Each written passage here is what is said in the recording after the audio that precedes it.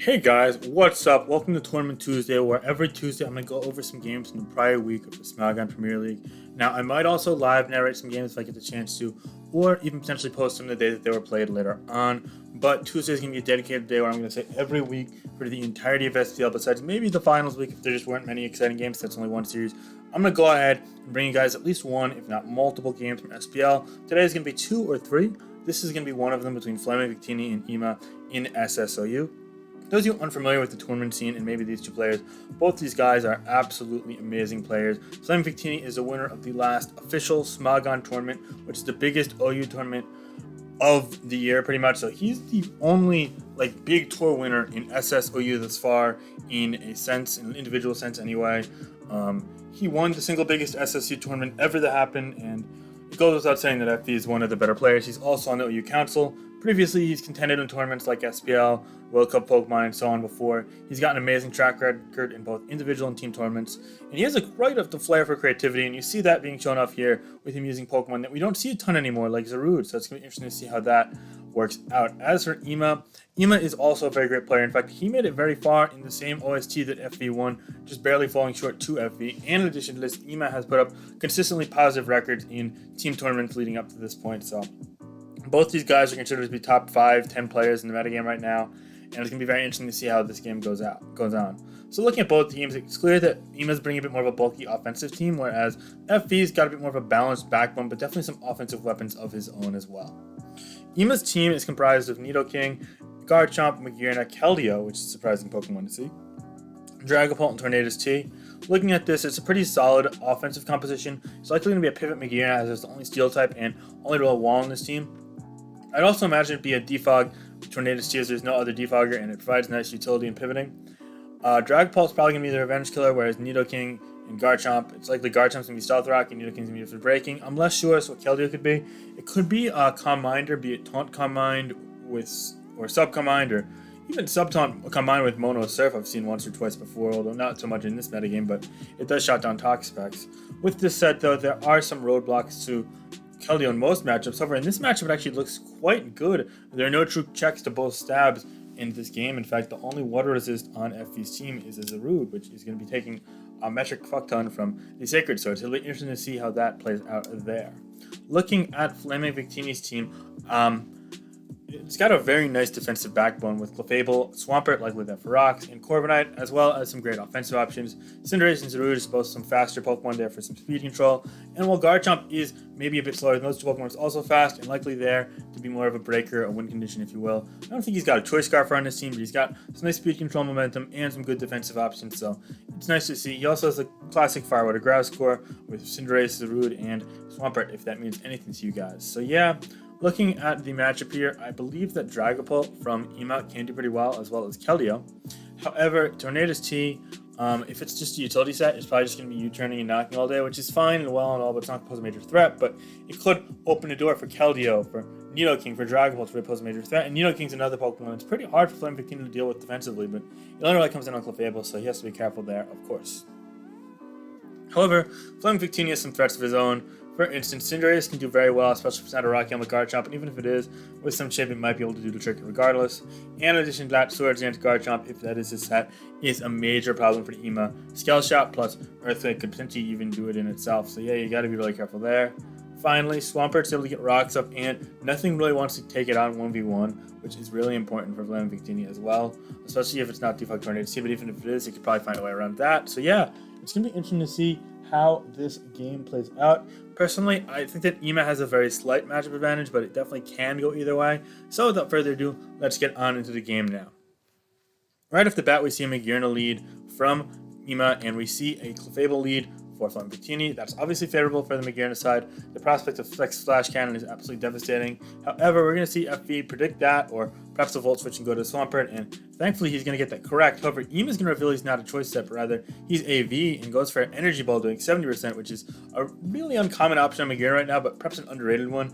And weakening that Swampert, or weakening a Gastrodon in the context of a game, can go such a long way for teammates, and And needless to say, these are some of the teammates. And perhaps that indicates that it might be a Mono, Water, or Keldeo to sub combined surf set after all. This team doesn't really love taking on Toxapex. However, with Nidoking and Volt Switch, I think it might be okay anyway. So that could be an overstretch for a bit of analysis there.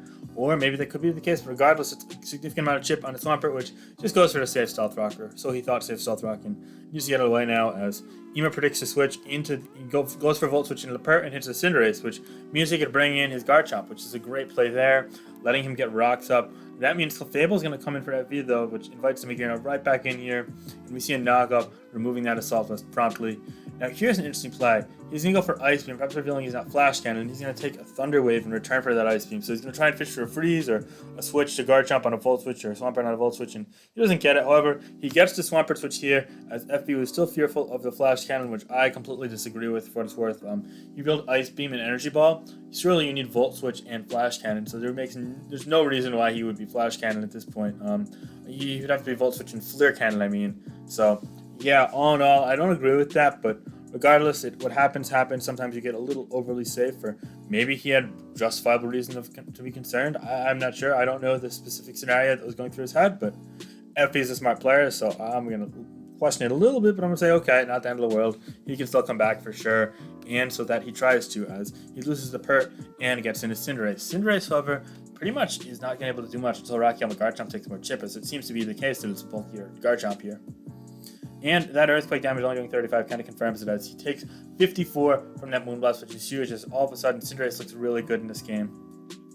To make matters worse for the Ema side, he brings in Nidoking on a knockoff, which is very important, as now it is lacking that Life Orb. Honestly, I think that Life Orb would have been good to get some damage off, but I don't know if that's the end of the world. I guess. It's really hard to say, though. It depends how many times Nidoking comes in. For example, if Nidoking can come in on Clefable 2 or 3 times, all of a sudden Flamethrower doing less to the Corviknight, or Ice Beam doing less to the Zarude, could be potentially problematic. However, if he gets the plays right, and if he doesn't even get it in at all, then maybe it's a bit less of a problem. So we'll have to wait and see. Keldeo finally makes its way in for FlamingVictini on the Scared Out Clefable, coming in on the Corviknight, and he actually goes for, I believe, a substitute, but it's broken by Brave Bird here, and Brave Bird's probably to roll on that Keldeo from this point on, so I'd imagine he wants to get out of there. But instead, Ema actually goes for the Surf and takes the Brave Bird kill in return for most of the Corviknight's life. Personally, I didn't really agree with that. I get it, because he didn't really want to forfeit momentum. A U-turn on the Magearna could have been annoying, but at the same time, I can't say I agree. I feel like he could have gotten a lot more miles out of that Keldeo, and all of a sudden, FlamingVictini, it feels like he has the upper hand here, as he's doubling around, getting this Fable in very well against that Tornadus T. U-turn's only going to do 6%, which basically gives him a free recover if he wants to go for it. Instead, he goes for a Moonblast, trying to chip in Nidoking even further, doing a nice 24% to it after Rock. So Nidoking can't switch in much more, and to add insult to injury, it switches right out there to the Tornadus T. I don't really know why. I feel like an attack could have made a lot of progress there, but regardless, the Tornadus T switch is going to work out as it scares the Corviknight, knocks off the Clefable, and then he proceeds to U-turn right out of there as he brings Nidoking in once again on a Soft Boil. So all of a sudden now, it's a lot more... Okay, well, I guess that... Ema's just scared of pulling the trigger, but regardless, Garchomp comes in here now. He's going to take a knockoff, so he's going to lose leftovers, and he goes for a Swords Dance. I imagine a Scale Shot's coming in. That could be game if he gets enough hits and things work out. He goes for a Gearness here. He goes for Earthquake. Wow, predicting that. Just an amazing Earthquake there. Did not want to screw around.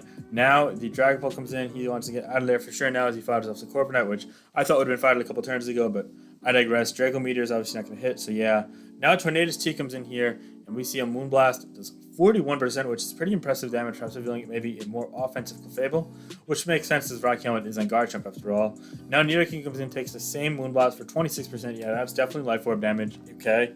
Now Zarude is going to be Sludge Wave fodder, unfortunately, for FlamingVictini, but he's really been able to minimize this and force pressure on it, leaving it so low at health that at this point, it's not going to make much of a difference. FlamingVictini actually goes for a Scale Shot into this Garchomp here, as he wanted to save the Nidoking, so that's going to put him in a 3-3 position now, as you got to assume that Tornadus T comes in. However, Tornadus T is only going to be able to get off approximately 50% half damage with that Hurricane, which means if he has 3 Scale Shots, the game's going to end, but he only hits 2. The Garchomp is incapable of sweeping this game, as Tornadus T not only gets that, but he also goes for the Hurricane, hits it, and all of a sudden, it's a game now. It's a 3-on-2 in favor of Ema.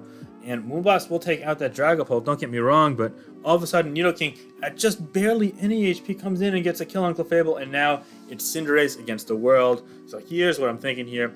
Obviously, the Tornadus is quicker than the Cinderace, and it's got boots. It's going to be around 60% health, whereas Cinderace, it does live a Hurricane from this range, but it doesn't live multiple, so he's going to have Sucker Punch, potentially. Pyro Ball might actually kill from 68, yeah, so he just doesn't have to get confused, but here's the thing, he goes for U-turn here to kill this. Now Winter's going to miss, and that U-turn means that he's weak to Hurricane, so now he's got to go for Sucker Punch twice if he has it, otherwise he just loses if Hurricane hits, but here comes the moment of truth, and Lax went for Defog, predicting the Sucker Punch, trying to bait a free turn and get some timer, but Effie just goes straight for Pyro Ball, which is just crazy, because if Emo went for Hurricane, which you would have expected he would have there, the game just ended. I am beyond words. I can't believe it happened this way.